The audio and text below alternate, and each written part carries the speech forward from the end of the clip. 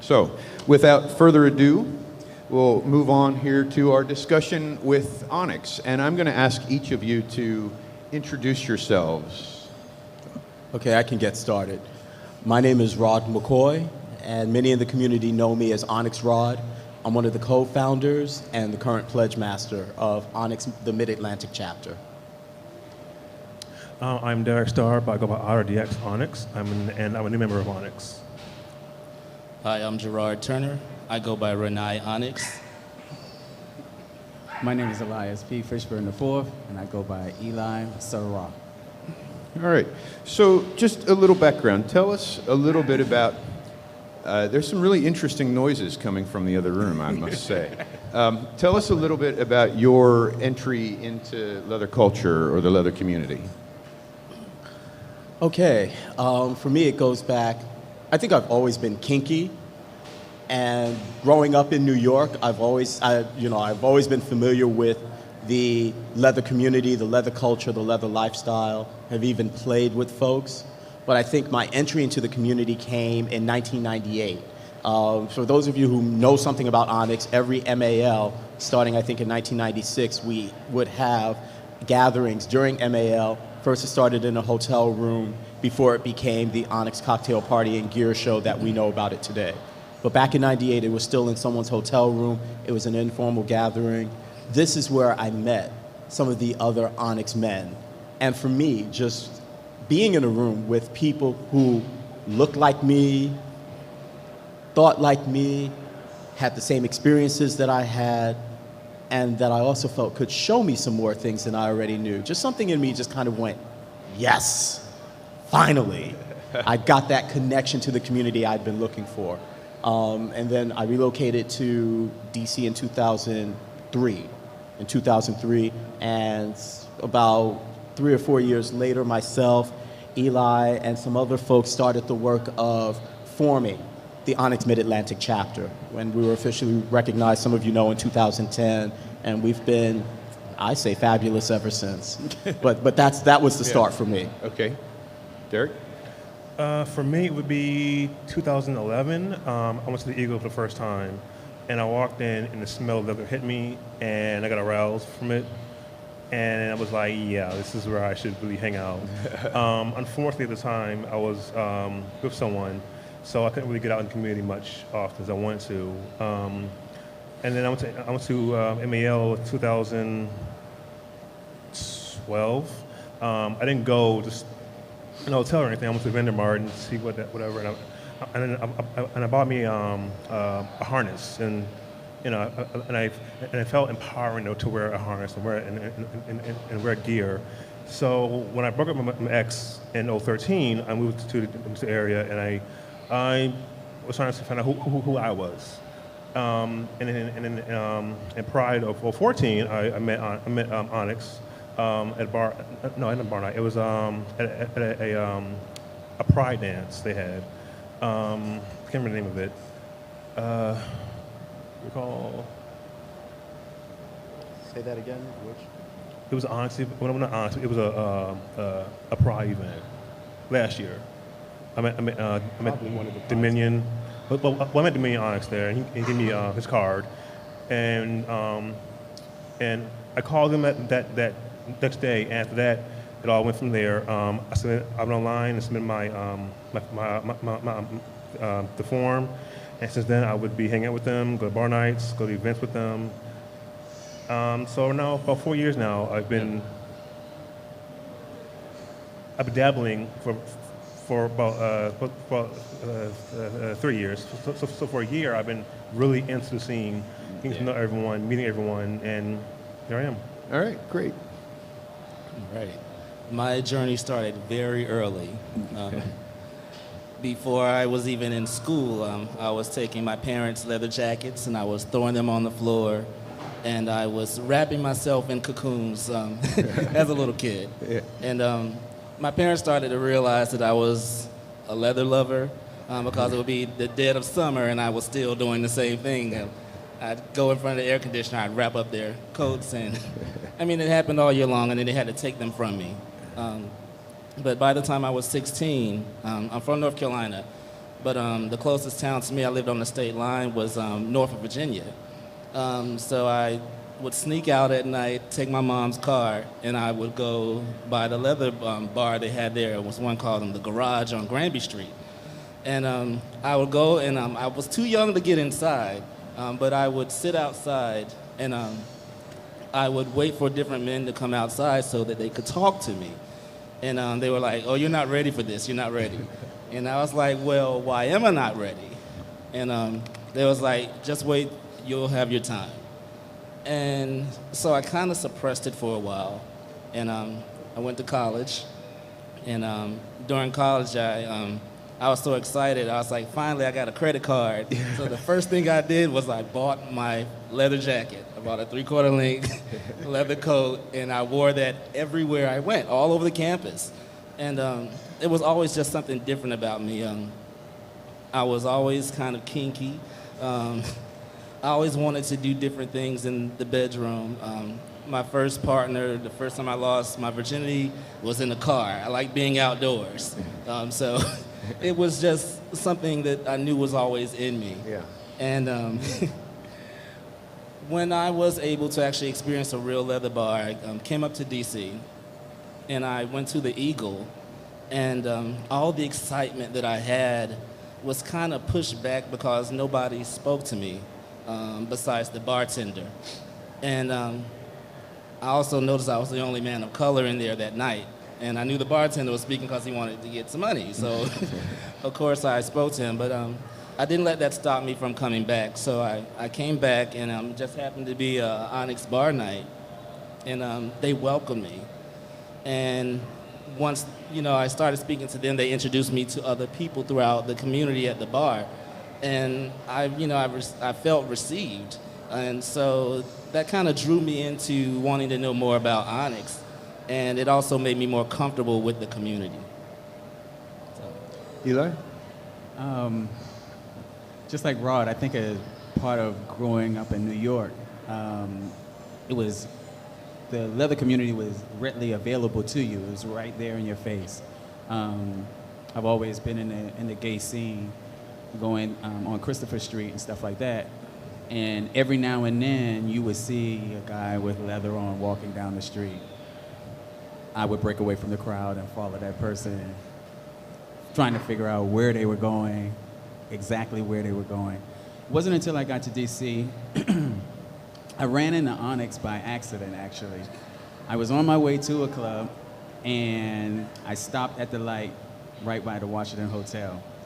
And all of these leathermen, firemen, looked like construction worker, were walking past my car.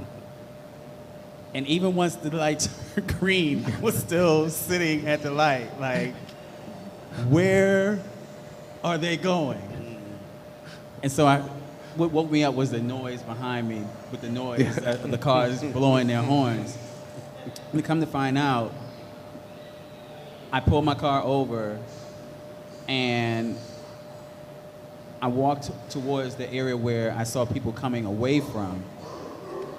And I walked into this hotel, and it was like a clutter of leather men heaven.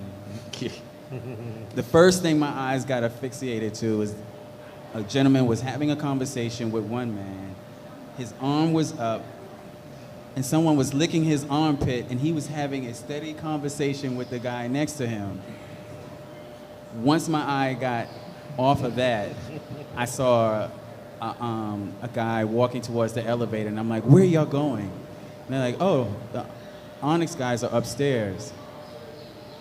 Onyx guys? He's like, yeah, you're a man of color, come on with us. And I got up there, I got to the elevator, and I was stopped because I think it was too much carrying on going up there, so people were actually coming back down. And that's when I was introduced to the brothers of Onyx and understood that there was an organization that was of men of color. And then the more and more I reached out, Rod and I ended up being introduced to each other, and then his excitement with the chapter in Chicago gave me excitement and hope, and we did all we could to bring Onyx here Yeah. in DC, and it worked. So tell us a little bit about the beginnings of the first Onyx Club. The first Onyx Club. Well, the original branch, or where it all started. Tell us where it all started, or how it all started. Sorry. Well, 20 years ago this year, I'll get to that in a second, but 20 years ago, I'll give you the Reader's Digest version. There were 5 men in Chicago who felt the need to come together and form a club by, for, and about men of color. The purpose of that was many of their experiences.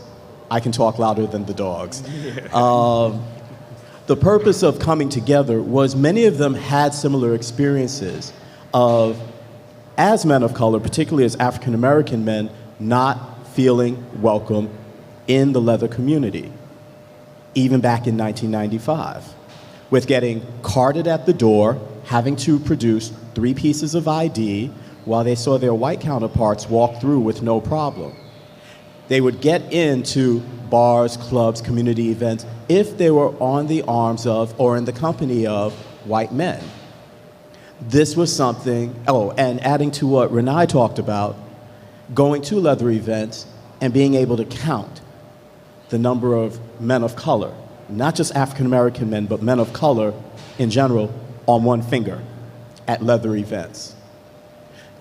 That was a feeling where they said, we want to be able to come to the leather community, come to leather events, be in the leather community, not because of the approval of someone else, but on our own authority for who we are as men of color.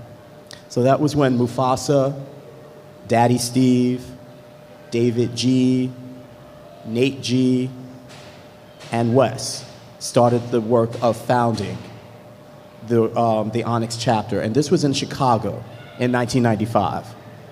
After Chicago, there were a group of men, well, there have been groups of men who were at the time full associate brothers because the only chapter of Onyx was in Chicago. So there were full associate members, as they were known at that time, all throughout the country. There had been a group of men in the Atlanta area and throughout the Southeast who said, we want to start a chapter. At the time, this was new for the organization. So men from Chicago started meeting with the men from Atlanta, and I believe the year was 1999, 2000, where the Onyx Southeast chapter was formed. Shortly thereafter, the men in New York said, the men in Southeast are doing a chapter. We've got a bunch of men here. Why don't we do that here? So then 2001 was when what we now call the Onyx New York, Onyx New York chapter was formed before it later became Onyx New York Northeast. Then around 2005, after so many MALs, where people would say, oh wow, this is great, we're together, there should be an Onyx DC. And then after MAL, the talk kind of fizzled. After years of hearing this, finally in 2005, myself, Eli, and a group of other men got together to say, well, let's start the damn thing. It fizzled a little bit, but then in 2007, what now is Onyx Mid-Atlantic really got off the ground and became part of the community. And we're now at the point where we have chapters forming in, Northern California, Southern California, and as quiet as it's kept, the brothers in Denver are trying to form their own chapter.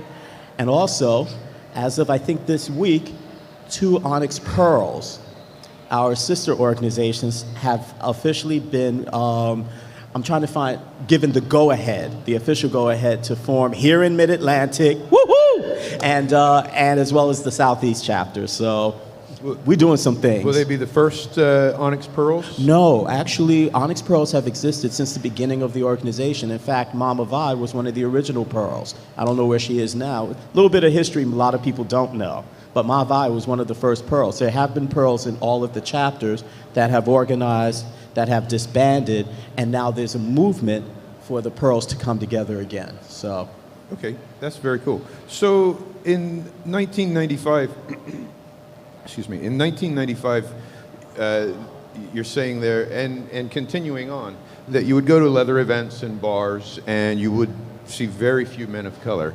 Where were the men of color? What were they doing? I'm not the only one who can answer this question, so I'm going to ask you guys to get it started. Well, from what I've done some research. I've talked to Vern from our community, and men of color have always existed in the leather community.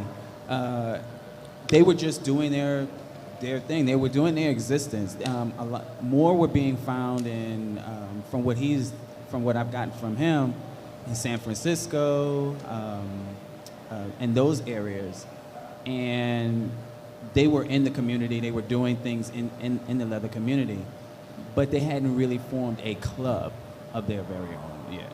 And they were in other clubs and stuff, so they were in the community and they were very pronounced in the community, but they hadn't formed a club of their own. Okay.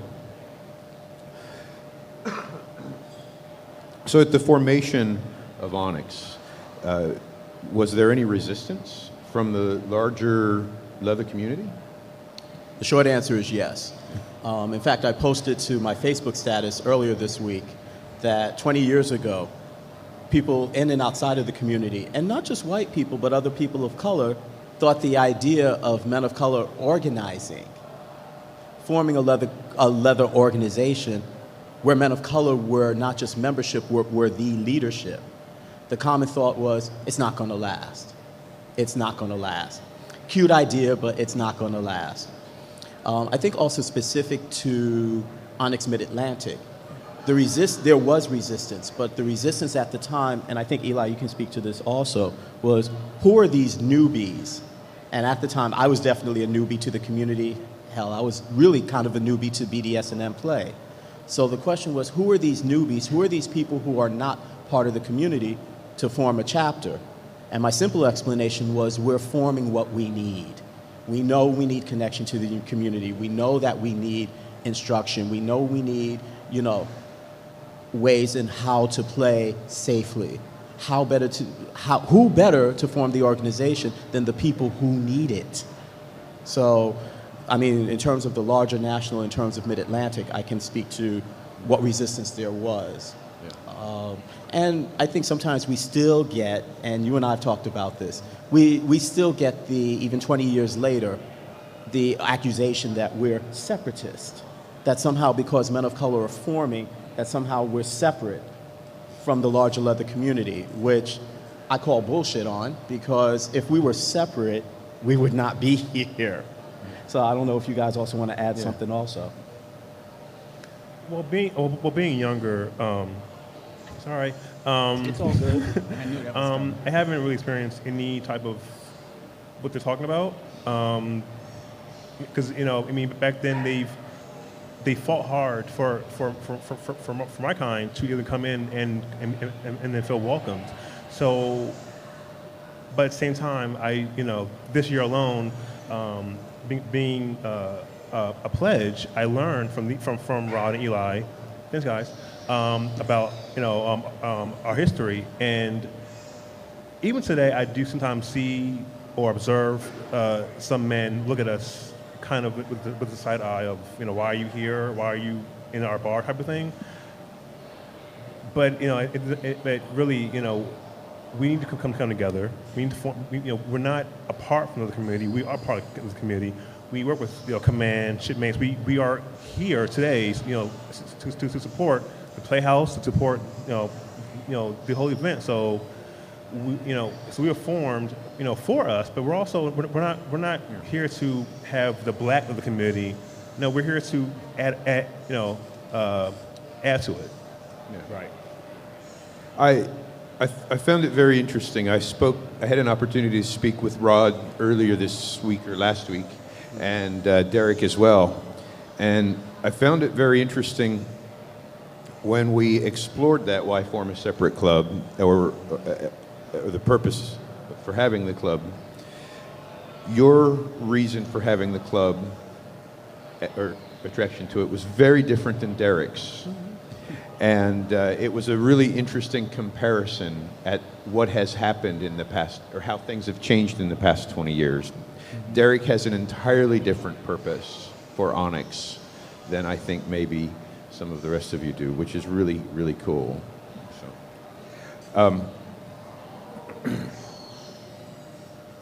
The other thing we talked about it was the question: is it okay to see race? I think it is okay. I think it is okay to see race. To see race leaves us the ability to open our minds to see diversity. We are all different. I like it just, we can even see diversity in kink. There's something that I might like that you might not like. You know, our kinks are different. We are different. What I like is going to be different from you, so I should be different from you. And to accept these differences and be okay with it makes the unity with all of us even stronger.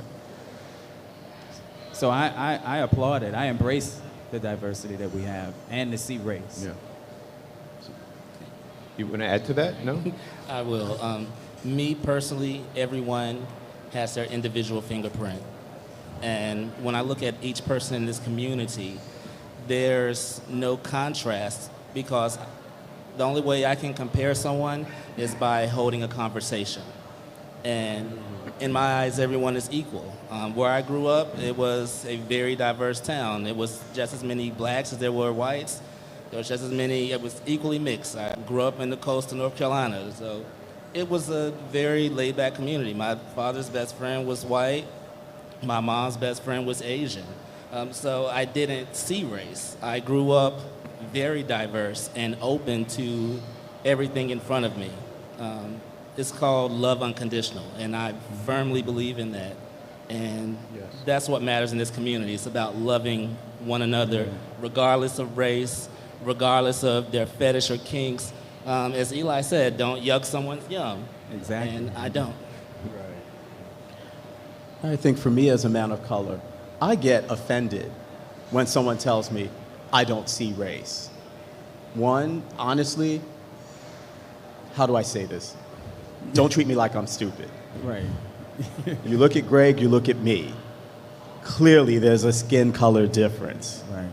I think we need to not be afraid of difference. Difference around race, difference around gender, difference around sexual orientation and identity, difference in general. And I know for myself, and I'm looking at Thomas with his title, hey Thomas, and it's taking me back to my, you know I was going to do that, takes me back to my own title year. And I wore the title Leather Man of Color, and that was the title that I wanted because I wanted to open up the dialogue around race, around ethnicity, and how that's key and crucial, I think, to our identities as leathermen, as kinks and leather folk and kinksters. So I don't want us to be afraid of difference or act like it doesn't exist. But again, as my brothers are saying, how do we open the dialogue? How do we have the talk, like you said, Renai, around our differences and how we come together as kinksters, as leather folks? When we talked the other night, you were telling me that men of color deal with things that white men don't have to. And in particular, you brought up something that Larry Townsend wrote. I wonder if you might talk about that. I did. As much as I love Larry Townsend, and I really do like the Leatherman's Handbook, there is one passage in the beginning of the book where he talks about his fantasy of the marketplace, where he can choose any sub for his bidding. And again, as an African American, I'm taken back to the slave trade and how the marketplace was not an erotic place for my ancestors.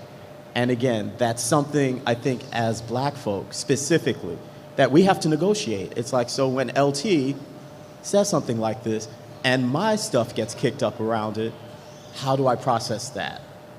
How do I acknowledge that, okay, that's his fantasy, but that's not going to be mine for different reasons? Or for a brother or sister who might have that fantasy, how am I okay with that? And how do I reconcile, okay, this was our past history, this is our past legacy of enslavement, versus this is a fantasy, this is an erotic fantasy. The two really aren't the same, but we link them together because of the similar language and the similar scenarios. So those are, I mean, just as one example. And I'm sure even though you and I spoke about Larry Townsend, I'm sure there are other examples that we have to negotiate differently. Yeah. Currently, I'm reading. It's funny that you mentioned the marketplace. I'm reading that book now, and even with just going through the reading of it, you have to. I'm like, wow. I'm getting, I guess, kickbacks from it because I'm like, oh, when they say something like, oh, well, she got on her knees and she served him, and then he told her to go back to your room, and they were only allowed to eat just fruit and fresh vegetables. I'm like, how can I process that? So I have to, put the book down, process it, and then get back into it again.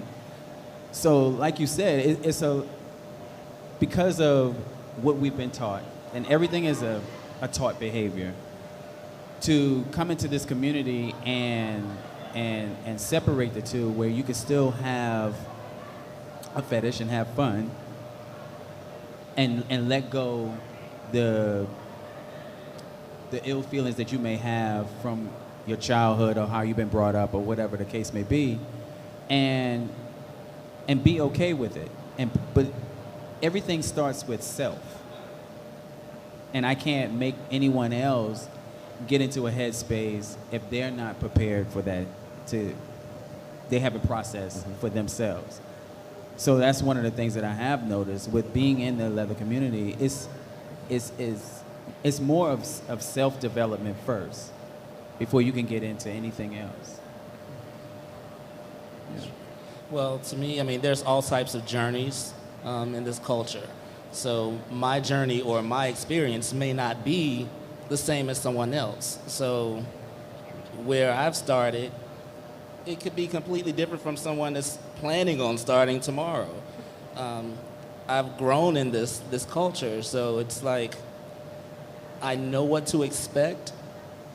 But if someone, comes at me with something that I'm not prepared to handle or deal with personally, then, I mean, I'm still in control of what I welcome or allow myself to do. Whether I was being a sub or being dominant, I still control me.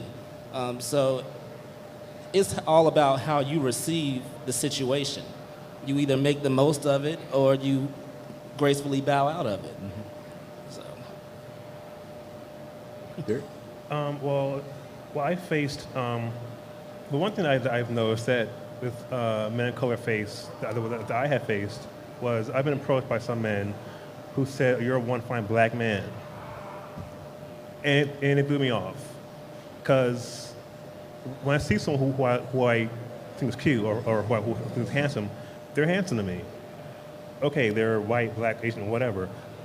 When they, so to hear I'm a fine black man, it kind of puts me off because I don't want to be known or seen sissy because I'm black. It should be because I'm a good personality, something more worthwhile than just because you're black. And facing that, it did throw me off guard for a bit, but being in the community, the longer I've gotten used to, like you said, you know what, that's fine for you. I'm not really looking for what you're looking for, and just leave it alone, back out of it. So, like you said, my journey is different from everyone else's. I can accept or deny anyone's advances, even though I am more of a submissive person. I'm in control. Like you said, I'm in control of what I want to do. So you can come at me with, "Oh, you're a fine black man. Thank you," and just walk away. Yeah. That's not going to be a turn on line. Excuse me. So, Thank you. we hear a lot about men of color and the down low, and that it is because of cultural issues, sometimes very difficult for black men to come out. That has to make it even more difficult for a black leatherman. Can you? Eli's nodding his head, so. Again, I think it's part of how you've been brought up. I've been fortunate to have parents, well, my mother just allowed me to be me. If I did something different than the other kids were doing, I think I would more, she was my cheerleader. Go ahead and do the thing. As long as you weren't hurting anybody else, do it. And so it reflects in when I became a Leatherman, it wasn't something that I wanted to keep all my leather in the closet, or I only do it in the house by myself, or be on the down low. It was just like me learning something new for the first time, and I wanted it, if I had it my way, I wanted everybody to be a Leatherman, you know? And so I was comfortable with the first skin that I live in, and me putting on my second skin, which is leather, I'm gonna be just as comfortable with that. And I think that's probably why I stay naked all the time. Really? Because Right. I really embrace who I am. And being a Leatherman is part of me. And I want everyone else to see that and be encouraged to be happy in that. Okay, great. I personally hate the term down low because for me, there are many men of different ethnicities who are closeted. Let's call it for what it is, who are closeted about their sexuality, about their leather expression. Why is that term only applied to black men? So already in terms of the term down low, I can't stand it. If you want to get on my bad side, bring that up. That's the first thing. Secondly, even if you embrace the term down, the other thing I find limiting about the term down low is that it doesn't look at the larger community. It doesn't ask the question, why are men? And it doesn't even look at women who are closeted. So that's the other reason why I can't stand the term. But why are men closeted? Why are men not open? There are usually some valid reasons. There is such a thing as stigma. There is such a thing as persecution and rejection. There is such a thing as being asked questions about your personal life that, quite frankly, folks may not want to answer. So, and also, in case of, in terms of the context you asked, if it weren't for Onyx, I don't know if I would be in the larger community if I don't see people who look like me. I might think this is not a welcoming place. So I think the term itself puts a responsibility on the person who's not out and doesn't ask the question of the larger society or the larger community who's asking or demanding, well, you come out, without asking, well, why aren't you? What is it that we can do to make it easier for you to come out and be out and stay out about your sexual identity, about your leather interests, your BDSM interests and things like that? Anyone else? I'll say something. I grew up in the Bible Belt. I mean, small country town, like 15,000 people, where everybody knows everybody's business. So my father being a fire chief, my mom's being like a nutritionist and a chef. Growing up, and I mean, me being in the choir boy, and trying to be openly gay was the talk of the town. There was one guy that was open, and every single thing he did was drawn out, some large, just exuberant story, just ridiculously, it was overrated. Everything that he did was a show. And I hung out with him, but I would have to sneak out of the house late at night, walk a block around the corner to get in the car with him, and then drive up to Virginia or to go to D.C. and hang out with him. We drive 4 hours to Washington, D.C. just to hang out so we could be ourselves. Well, so I could be myself. He was always himself. And it became exhausting, and I never considered myself down low because I was always the same. I didn't change my personality because I was around my mom or my dad. I'm always the exact same person. I'm always stubborn. I'm always bossy. I'm always trying to be controlling. And I don't like people doing things for me. I'm used to doing a lot for myself. So it keeps me strong. Yeah, you know. That's news. But being a part of Onyx or seeing other men that I could relate to. It makes me feel more open and free to be myself at all times. I mean, I'm 38 now, and I just came out to my parents 6 years ago. So it took me that long to actually become comfortable in my own skin instead of trying to live a double life. And now, you know, recently I exposed my sister, hey, I'm into leather. So she's like, okay. And of course, she's curious about what it is, but at the same time, I don't want her to think it's all the same. There's so many different, you know, levels of this community. And I don't want her to think that it's a stereotype. So I have to show her who I am as a leather man, and then she can find her way if she wants to know more. But definitely Onyx has been the doorway for me to just become free with being a leather man, and not just a leather man, but a leather man of color. So. Well, I will say for down low men and women, anyone, that it's not easy coming out. I know very well. You know, when you're gay, it's coming out of the closet one time. When you're into leather, it's coming out of the closet again. When you're a puppy, when you're into this, when you're into fisting, when you're into anything, it's coming out all over again. So it's definitely it's hell coming out for some people when you're into so many things. But like you said, with Onyx, there's a community for you to come out and to be yourself with Command, with Shipmates. There are clubs out there where they welcome you with open arms. And to embrace, you don't have to be in the closet no more. You know, it's for clothes or crops or, you know, whatever you want to be. It's for, you know, your gear. It's not for you. Come out and be who you are. I think the support is what's really needed in any community. For us, I think we all say the same thing. Seeing someone that looks like us, feeling free, and it validates you to allow yourself to do it too. But just not only that, just having that community that you know that if you have a question, you can ask someone that maybe look like you or doing the same things that you're doing. You know, you don't have to be the same color I am. If I see you fisting somebody, and I can actually, I feel as though, because that's what I'm into, now I'm allowed to ask you that question. You know, the questions that I may not ask the person that I'm sitting next to in church. So Depends what church you go to. Right, exactly. Although it's funny you say that, because you know Theo and I are deacons in the church that we're at. I would be able to add. And it's funny because on the one hand, and we were talking about this last night, that sometimes I get the, ooh, I saw you in Metro Weekly and your picture, and I'm like, yeah, I know you did.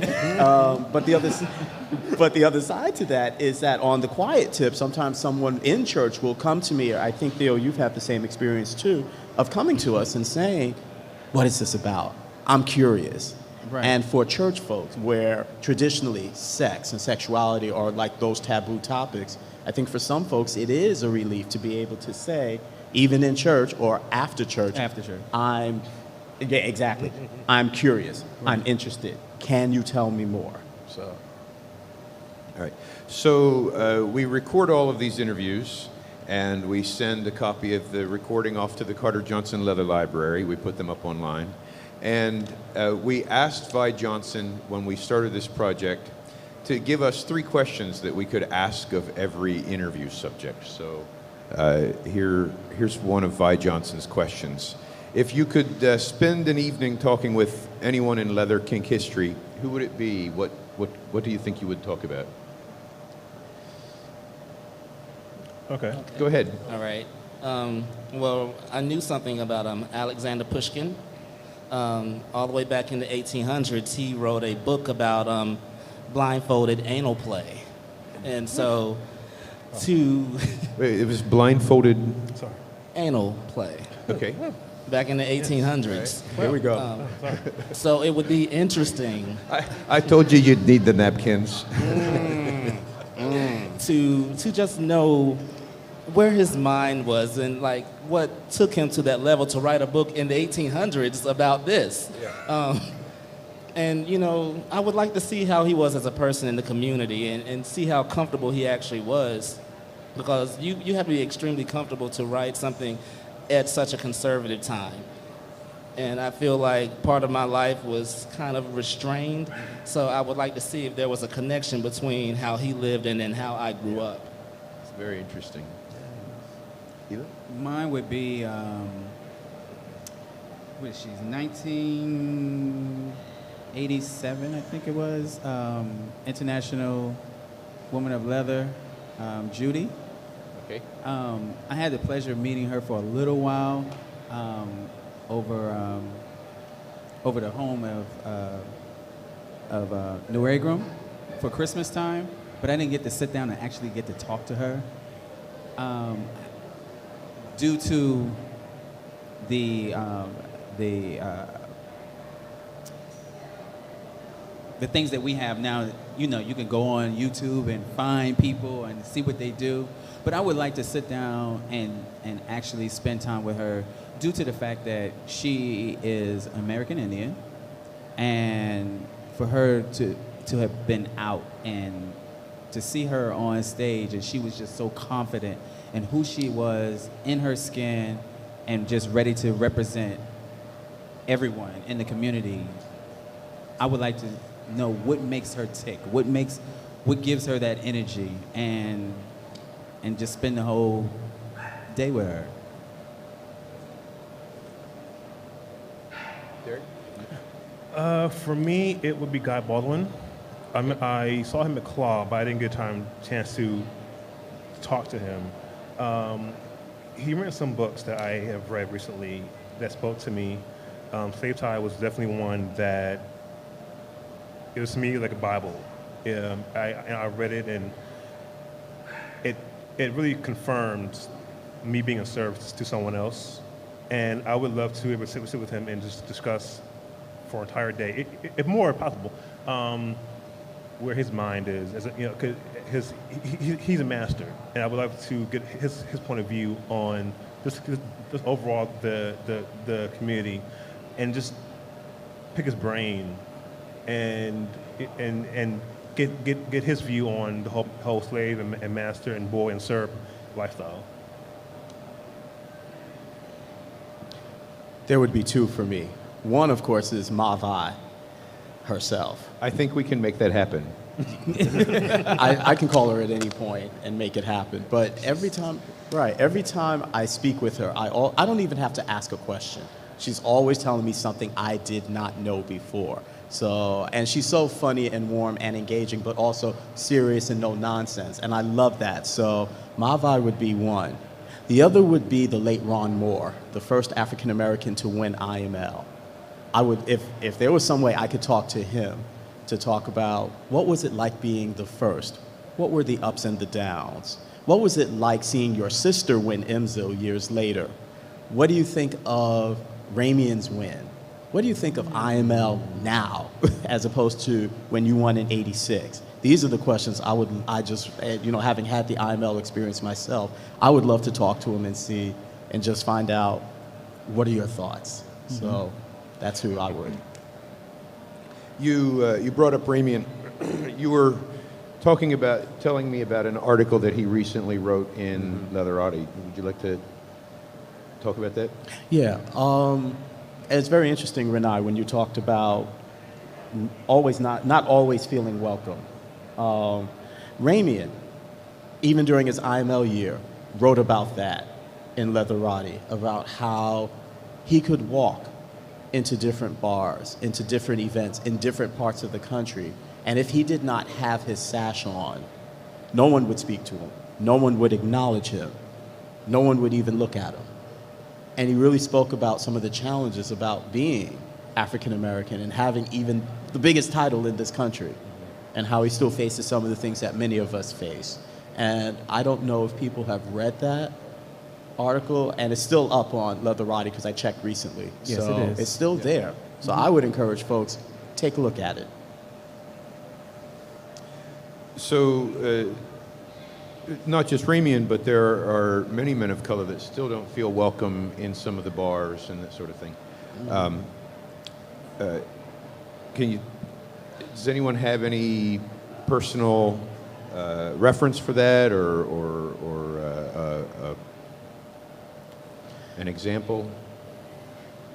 Well, my first experience at the Eagle, like like yours was, I didn't know anyone.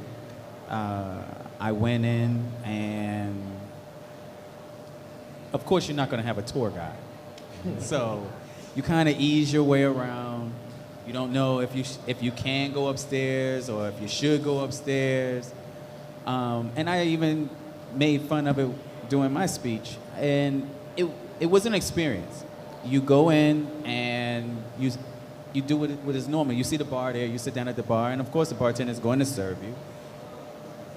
And when you start asking questions, it's almost like do I have to knock 3 times on the bar before somebody give me an invite to go upstairs or make me feel comfortable being in this space?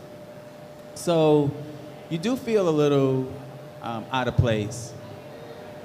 And if there's no one there that I would say that you interest, then you may sit the whole night and not have a conversation and end up leaving and thinking, well, this is it. It wasn't until I kept going over and over, I thought I felt privileged when someone came to me and I was there that long. Well, would you like a ticket to go to the upstairs? Upstairs. So once someone actually engages with you in there, you will walk out feeling like you don't belong. Yeah. I think that it's quite easy, and a lot of men of color have experienced that same feeling where they end up gathering and saying the same. You end up hearing the same story over and over. It's just told in a different way. Rod, you were telling me, and I think it goes to that you were telling me that Onyx is a bridge. Mm-hmm. And that is something that the founding fathers set in place. There was the need to create a safe space for men of color to talk about the very same things that we're addressing here. So clearly that's one of the reasons why Onyx was created. But the fathers also knew that beyond Onyx itself, many of us would want to go into the larger community, to meet other people, to network with other clubs, to compete for titles, to go to events. So Onyx has been a way for us to do that. And I think for myself and Eli, for example, as pledge masters for Onyx Mid-Atlantic, that's one example, because part of our, and yes, we do have a curriculum where among the things that we talk about are leather history and traditions, protocols, BDS&M play. What are the events, the major events in the larger community, as well as what are the local events here in the Mid-Atlantic region? So the pledge masters are one of the ways. Believe it or not, we also believe anyone who's a title holder should serve as a bridge from Onyx to the larger community. Even in terms of just telling folks, hey, we've got our run coming up in Chicago, celebrating our 20th anniversary. We're inviting folks to come. That's a way of being a bridge too. See what I did there? I'm just saying. I've been doing this too long. But anyway, those are just some of the examples that we want to breed. And I think that's also why we bristle at being called separatists, because we're anything but. So Vi Johnson also asks, it's 2025, 10 years from now. Where do you see the community? What do you think might have changed in the next 10 years? Or what do you hope will change in the next 10 years? I see the community being more viral. Everything is not like a word of mouth anymore. Everyone has to be plugged into the media, social media. I think that at first a lot of Leathermen were looking at it as a bad thing. I think that it's a good thing, because if someone is afraid to, say, step into a leather bar because of all the stigma that they heard, they can go on social media and maybe get the answers that they're looking for, so that they feel more comfortable when it's time for them to come into our community. I also think that 10 years from now, it will be, we have to change our way of thinking. Since I've been in the leather community, the word old school or old guard has kind of diminished, and I think that even though it's diminishing, we have to find another way of expressing ourselves so that it attracts rather than retard people from coming in.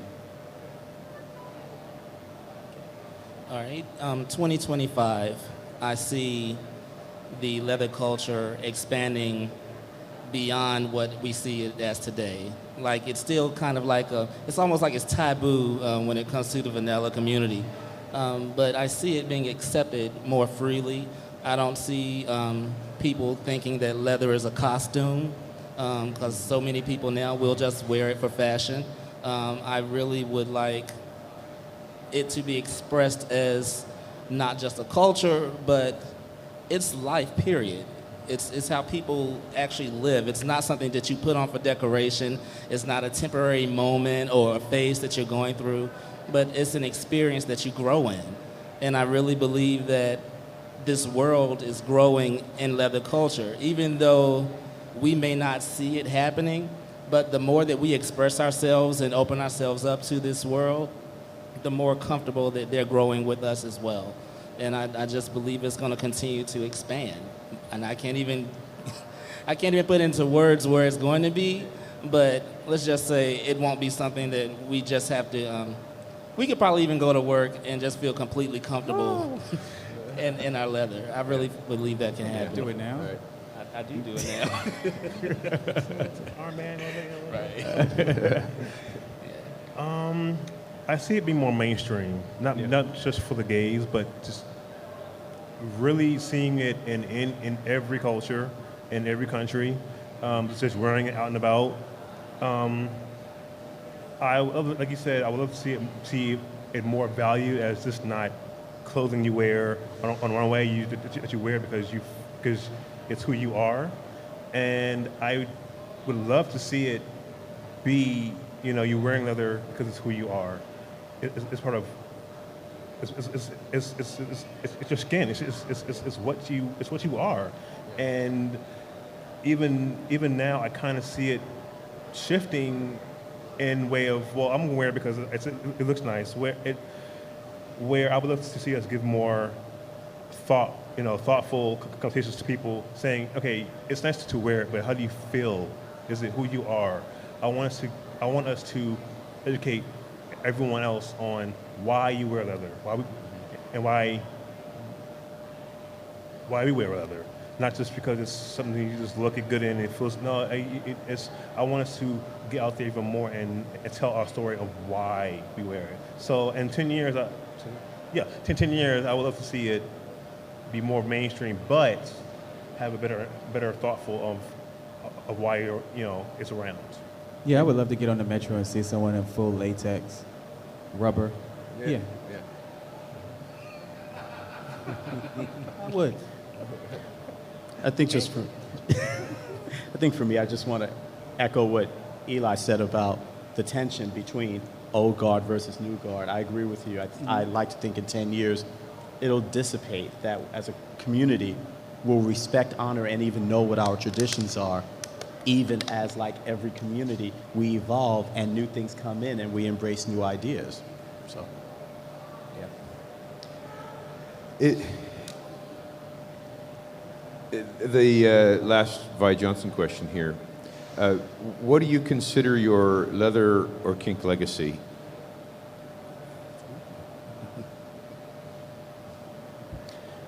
Okay, everyone seems to be looking at me. Onyx Mid-Atlantic is part of it, a huge part of it. I mean, it's even in my scene name. So I would say being one of the co-founders, and I'm very, very, very proud of that. I also understand I have something of a reputation as an educator, and that's another thing I'd like to continue. I'm just a teacher at heart. What I've learned, I'd like to share. So those are the two aspects of my legacy that I would like people to know about. Okay.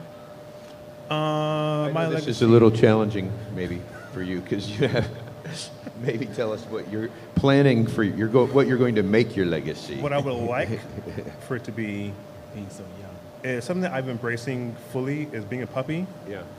I would love to combine even more the pup community and our community because it's still fairly new to this form. So I would like to have more puppies come out in this scene, and not only just but puppies of color, because there's so less of us. A color of females. I want to leave behind the option of I am black, I am a woman, I am plus size, whatever you are. If you are if this is what you are, embrace the shit out of it. If you are into fisting, fish the hell out of that ass. You're a puppy, bark out. Yeah. If whoever you are, be who you are fully. Yeah. Don't hide, don't be shy, embrace the hell out of it. That's what I want to leave behind. Yeah. I can honestly say I have never seen anyone fully embrace their puppy self more than you did at Washington, D.C. Pride Parade. That was really something. So, anyhow, just have to interject that there. I am all about fully accepting your body. Online, I'm doing a group called Bulge Fetish Nation, and that's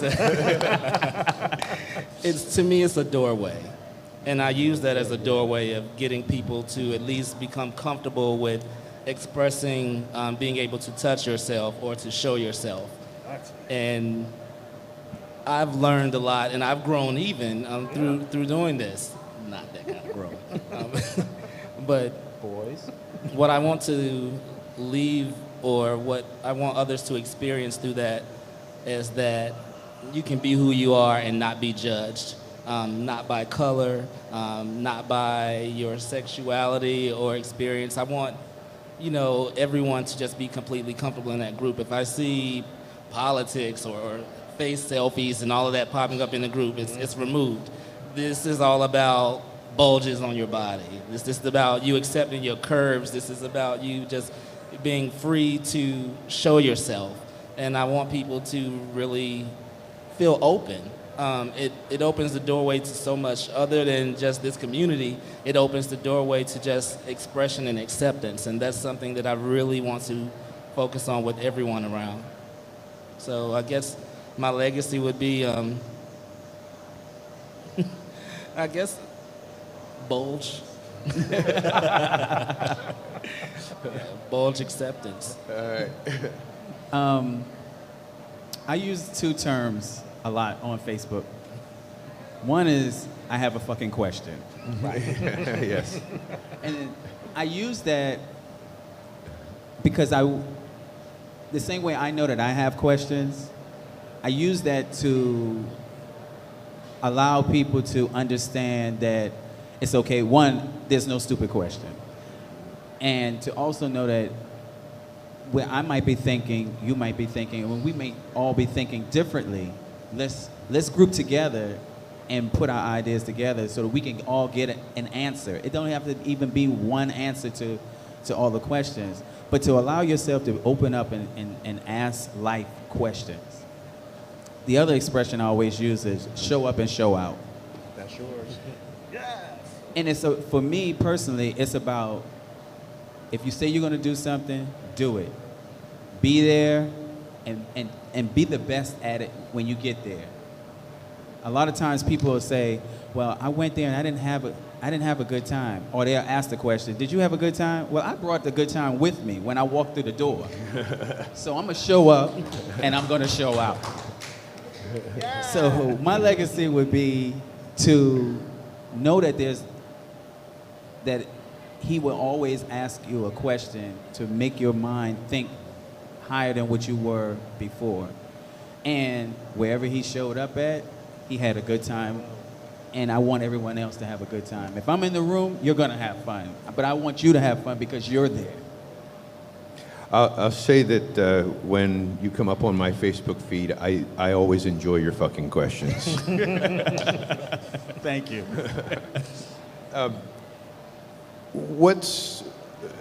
Where is Onyx headed in the future here for the next few years? Do you have plans, or are you just going to continue doing what you're doing? Are you talking about Onyx Mid-Atlantic? Onyx specifically? Mid-Atlantic, yes. Oh, yeah, okay. yeah. Have you set specific goals, or? It's funny, Dominion and I, and for those who don't know, Dominion Onyx is our chapter president. We were talking about that recently, and one of the things we've both talked about was sitting our asses down. I think for myself, one of the things I'm very much looking forward to is the next generation. I didn't understand why Daddy Steve and Mufasa for so long just wanted to sit back and let the rest of us do the work. There's something very gratifying about seeing the folks who come through and to your organization, even as associates, do their thing. And part of me is like, okay, I've been doing this for a minute. It'd probably be good to finally just, in the next year or two, just sit back and be like, okay, y'all got this. Y'all got this. I'll just show up and be like, hey, I'll do something in the community. I'll do a teach session, but y'all got the leadership. Y'all got this. My last year of Pledge Master is next year. That's it. So just being able to let go. And that's often hard for me, but Really? it's hard to let go, but just learning to finally do that. All right. Is there anything that you'd really like to talk about that we haven't talked about? Anyone? No? I think Onyx is doing a lot in the community. We are showing up at parades. We're showing up in different states, and just helping out with anything that needs help in the community. The invitations that we've been getting to come out to different things, we appreciate them. Anytime when we can back anyone up, Master T, whenever he has something, we're there. I think one of the things that I've been pushing for, and Arad knows, is just going out and supporting other clubs, supporting the shipmates when they have something, supporting Command when they have something. Onyx is in DC, but what I would like to see more of is clubs interchanging and it just not being a club night. The Onyx club night with Command, doing combined club nights so that it brings on more camaraderie within the clubs. Because at the point that we're at, we went to, I want to bring this up, when we went to Claw, they had a class for the different club members all over, regional, so that they can find out what are they doing wrong or what are they doing right, so that everyone can be on the same page. There are a lot of leather clubs out there that are dwindling, and they don't know why they're dwindling. And just my presence being in the room and giving what we do helped out so many other clubs that were in Philadelphia, that was in New York. And these clubs were dwindling in numbers. They didn't understand why. They didn't know that they should have a time limit on their pledge process. They didn't know that they should have a pledge curriculum. So I think that if we start coming together, that we can help each other, that this leather community won't dwindle out and it won't die out.